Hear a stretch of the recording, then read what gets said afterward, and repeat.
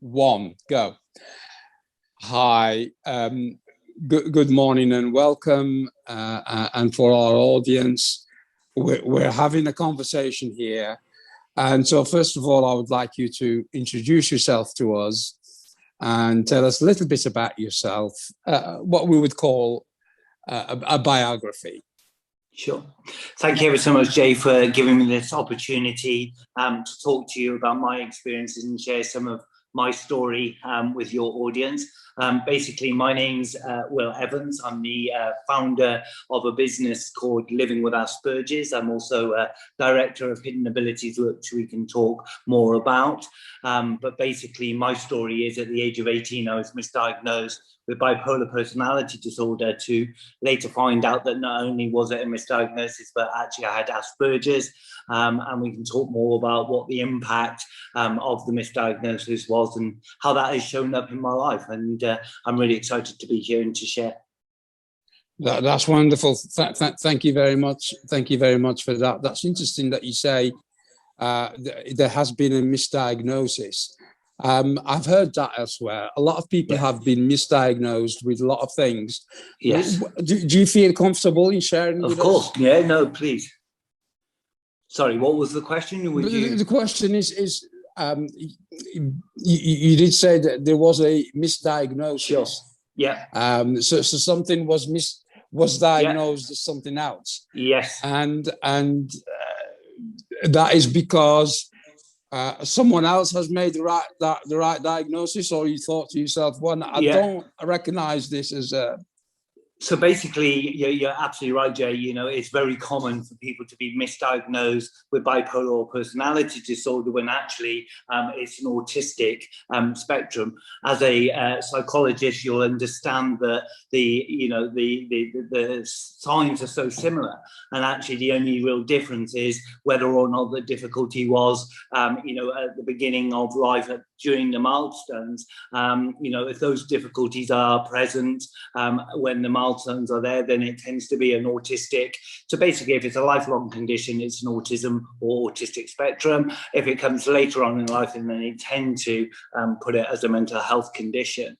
So basically, yes, at the age of 18, I was diagnosed with bipolar personality disorder.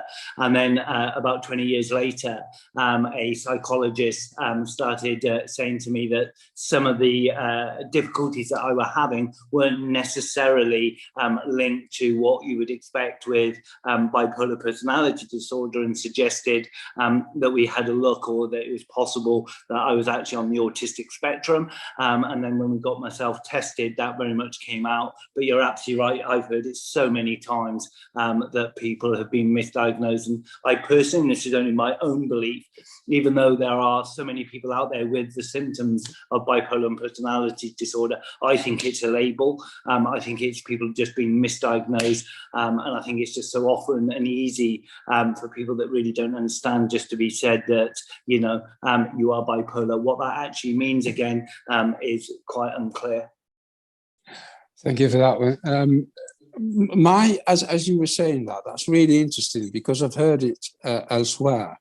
As you were saying that, inside my head, I'm thinking there is a question here, and the question is, how do you personally feel about these names, whether they are bipolar or autistic or the spectrum or this, that?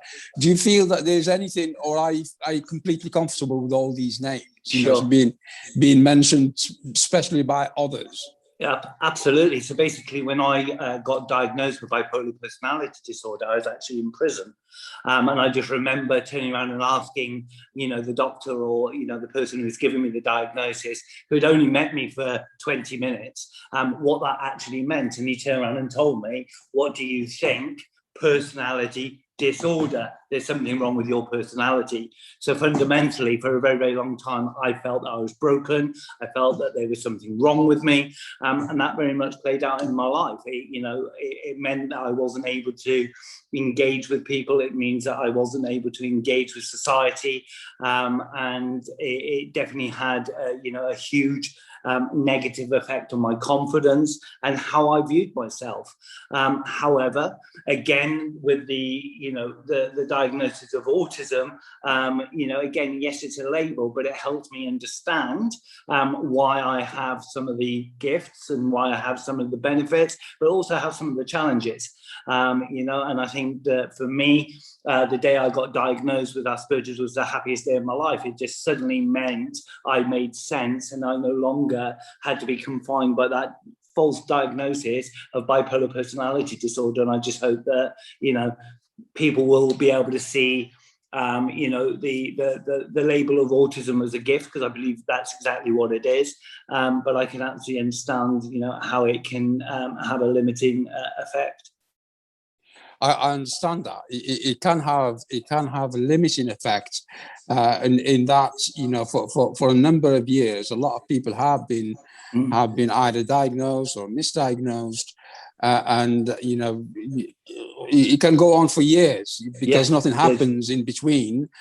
20 years in our case, from the ages of 18 to 38, as you mentioned earlier. But then, then life takes a turn, and there's a realization, for instance, that it's, that everything, that all the symptoms and everything that is happening in one's life is more like Asperger's than anything else. Because, like you said, there are certain abilities, and we will talk about those certain abilities, and there's this genius that's always there, waiting to come out. And that is not conforming to the label of or the diagnosis of bipolar one feels, and so I would imagine part of your life was very much taken up with those areas where you were diagnosed with one, and then eventually became so.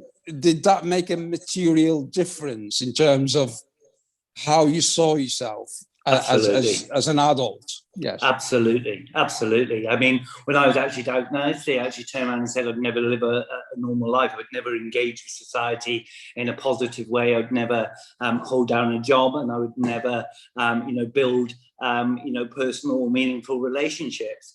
And that was my reality for 20 odd years, pretty much up to the time you said, until I was about 38, when I got the diagnosis of Asperger's. And then very much the way I saw myself was different, and it also changed the way people saw me as well, if that makes sense. And it really has made such a difference on a daily basis. I feel so much happier in myself. I'm able to make sense of why I had all the difficulties, before. So, for example, if I was getting on a bus and I was sitting, I'd never understand body space. So because of that, I'd always invade people's space, which meant that I'd get quite an aggressive reaction, and I could never understand that. But now I know that I can, that's why they're reacting like that, or that's why I'm having this difficulty, and now I actually use it, and it's turned into real positive. People find it quite intriguing that, there's somebody that is as articulate as I am, but still doesn't necessarily understand the nuances of social engagement. And, I've now managed to turn that into a real positive thing, and quite an endearing aspect of myself, I think. I absolutely. I mean, it can become something that can be a challenge or a hindrance once understood. And once the realization is there, and once we're given the tools and the education and the There you know-how, go. Absolutely. then it's changed. I mean, you know, this notion of space, for instance, it can be sometimes it's not just what we call socialization, i.e. the social element of it, but it can also be cultural, because in certain cultures, that does, you know, no one has said that you need to keep a distance from others. That doesn't exist. So it's okay to correct a behavior, or to correct a social interaction, as long as you're aware of it. If someone tells you what you need, you go. That's it. It's the not being aware of it. I mean, I've had times where I went through quite a long period of coaching and stuff, where I'd go out into social situations every night trying to push myself, and I'd get, you know, quite harsh reaction. I was told I was weird, and I'd ask them, why am I weird? Break it down for me. And there were times that, you know, they'd just end up running away, or, you know, tend to off, or what have you. But it's the not knowing that people find difficult. If you kind of understand it, then you're able to kind of change it. And what I find really interesting is going back to that point of culture. I was very privileged to spend some time in Australia a couple of years ago. And when I was out there, because I was a tourist, they were a lot more understanding and accepting when you didn't necessarily understand, you know, the culture. Where in this country, because obviously I'm from Britain, there's that expectation that we should know, if that makes sense. And my kind of directness that I get, that I think is amazing, but a lot of people see as cheeky, or, you know, especially with the police and stuff like that, see that as me being confrontational. So absolutely. And I think it's important to really emphasize, you know, it's not a case of my life is perfect. I still have difficulties. Yesterday I had a meltdown, the screaming, the shouting. So I still get that. It just doesn't last as long, where it would normally last for days, if that kind of makes sense. And it would just wipe me out for weeks. Now it was an hour and it's over. And rather than beating myself up and the loathing and the why is this happening, it now makes sense. And that makes such a difference to me and other people as well. Excellent. I mean, it does make a huge difference to everyone, because, you know, when we do come to that realization, and, you know, we go through what we go through, what we see, others do not necessarily see the same thing. Yeah. And so, you know, I mean, I'm aware of that myself, you know, and what you're saying to us is really interesting, because what we're saying here, something like changing the diagnosis makes a whole difference. It does. From a label such as bipolar, which is very much, you know, the highs and the lows, the depression and the mania and the taking risks and so on. Sometimes, you know, it's not easy to separate from, like you say, you know, the meltdown and everything else, and the sensory and inputs and what goes on there, and so, you know, a whole portion, I would say, a good portion of your time and your life skills and your life biography has been taken up by that. But I know from what we said earlier on, that you rose up to the challenge, and you turned every time you're confronted with a difficulty, you're able to deal with it and come out even better.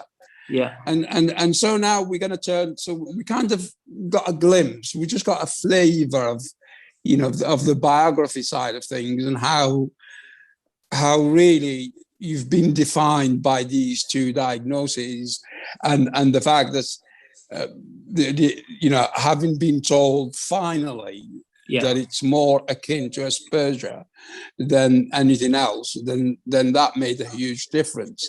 It does. In terms of professional skills and professional abilities, could you share with us, if you wish, you know, what kind of career-wise, how did that impact on you, now that we know what we know? Sure, absolutely. And I think before I go on that one point, I think it's really important kind to make is that with the bipolar, it's very much seen as the individual's responsibility. And their answer to that is just to prescribe medication. You don't tend to get any level of support, where with the Asperger's or the autism, it's seen very, very differently, and there is a lot more support available out there. So I think that's really key to kind of explain. But going on to the point about, work and what, the skills and stuff. So basically, I've had over 100 jobs. As you can tell, I'm very articulate. So I was able to be very good at kind of building, going and getting jobs and, persuading people to give me that chance. My directness and openness in an interview was quite engaging with people. So I was able to, talk people into giving me that chance. And I think that just really shows that generally, people do want to help people. I think the real difficulty is that when they would see me in an interview, the nerves, the anxiety and all that was, they would just see that as normal, and that it was because it was in the interview. However, when they then started finding out that, I would drop lots of plates, I'd knock in things, I didn't have a sense of, time, my bluntness would then start being seen as cheeky, if that kind of makes sense, not understanding the rules and expectations, then meant that usually within 24 hours, they would be coming and saying I was a lovely person, but I had driven them mad and insane, and that, that was the end of the job. And that would really, I find that very, very difficult to deal with. Not only was it the fact that I would be losing an income, or the ability to earn money, but then yet again, I was being rejected and told that I was no good at something, instead of people seeing, the good and the positive. I had such a drive and a desire to please, to, do a good job. And people just would not necessarily see that and just see the problems. But I think that in regards to skills, my ability to focus on things that interest me is, I think, quite extraordinary. If something interests me, like the Equality Act, I can spend hours and hours and hours just focusing on it. However, the flip side to that is, if it doesn't interest me, then you haven't got hope in hell of being able to focus me on it, whether or not it's something I need or not. It's just not something I'm able to do.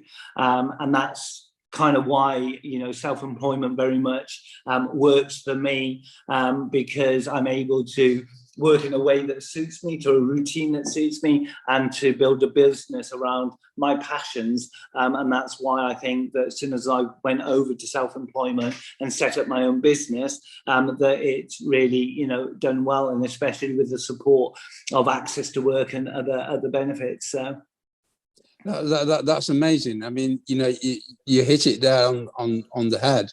It's very much about, you did say, you went through 100 jobs altogether. And I mean, I can understand that some people misconstrue certain actions and reactions in the social setting and misread them. Such as dropping plates and sure. Thinking, that there's something that's a bit too blunt and so on.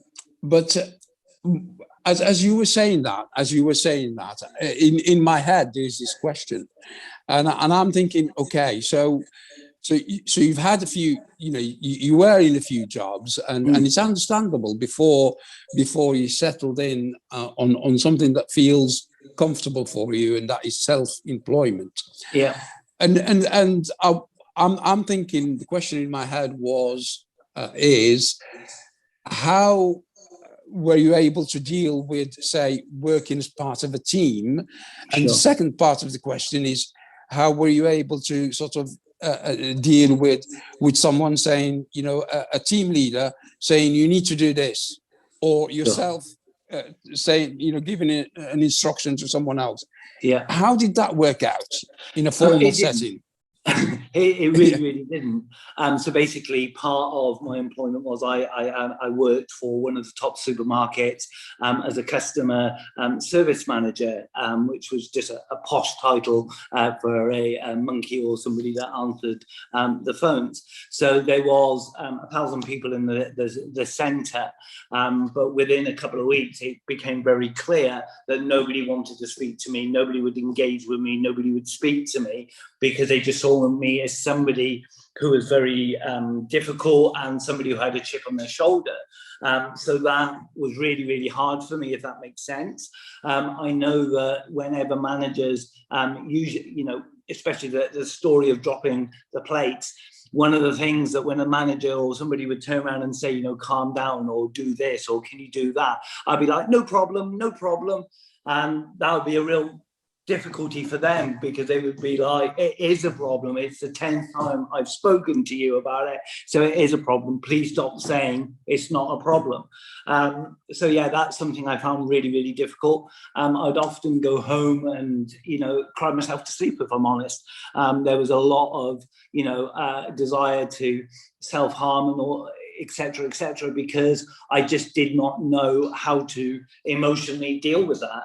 And it just quite often came out in frustration. I didn't understand why I was being rejected. I didn't understand why I didn't fit in, and I didn't understand why I didn't feel like I belonged. And I know that a lot of those emotions were very, very difficult. I didn't really have anybody to talk to about them, you know, and it's not something you could really talk to people at work. And most people at work didn't talk to me. But what I can turn around and tell you is that when we got the diagnosis of Asperger's, and we had, you know, access to work funded, somebody to come in and explain to people about the challenges and the difficulties I had, that changed the whole environment. All of a sudden, I became one of the most popular people. You know, everybody wanted to talk to me. Everybody wanted to engage with me, because they understood that when they came in and say to me, hey, Will, what's up? And when I turn around and go to the ceiling, I wasn't being funny or difficult. I was just taking what they were saying literally. So it almost became intriguing for people. There was somebody else here that, you know, really wanted to saw the world differently, but really wanted to engage with them. And most people, you know, responded to that really, really well. I managed with the, you know, with the help of a very good team leader and, you know, support workers and the access to work funding to actually, you know, with additional equipment, go to the number one of the most productive employees. And again, you know, there's a documentary about it where the team leaders were saying that when I first started there, I was only in work, or I wasn't in work for about 80%. So I was only in work about 20% of the time because of the difficulties that I was having. And then when we got the diagnosis and we got the right support in place and the right understanding, I was in work 100% of the time. And, you know, my stats went through the roof and I was engaging with people and my life just absolutely changed. So, yeah, I hope that kind of... It does. Thank you for that. Just one more question before we wrap up this session. Was there anyone throughout who, without yourself having to let them know anything about yourself, who you felt you were able to, there could be more than one person, you were able to connect with? They got you, they understood you, you felt comfortable with them? Were there people like that? I don't think so. I think part of I'm someone who's so open about my Asperger's. I love the fact that I have it and I celebrate it on a daily basis. So I always tell people, if that kind of makes sense. But I think that if honestly, I think I would say you probably, even though you know that I have Asperger's, etc., etc. I just feel we have a connection, if that kind of makes sense. You know, just happened, you know, very, very quickly. Actually, if there is anybody, I would probably say Rob from Inspire. You know, even though he didn't necessarily, he knew I had Asperger's, but he didn't necessarily understand it. But yeah, he was just willing to accept me for who I am. So yeah, I think that would be That is wonderful. I'm sure Rob will be pleased to hear that. And you know what? Likewise. I mean, I feel this connection with you. I don't know why, but I think Sure. we kind of known each other for a long time, it seems. Yeah. So It's once so again, strange. I really would like to thank you very much for taking part in this. Hopefully, we will do more of these. This one was our first one, what we call a baseline, and then we will see how we progress from that. Yeah. So thank you very much. I will stop the recording there, but please stay online. Thank you very much.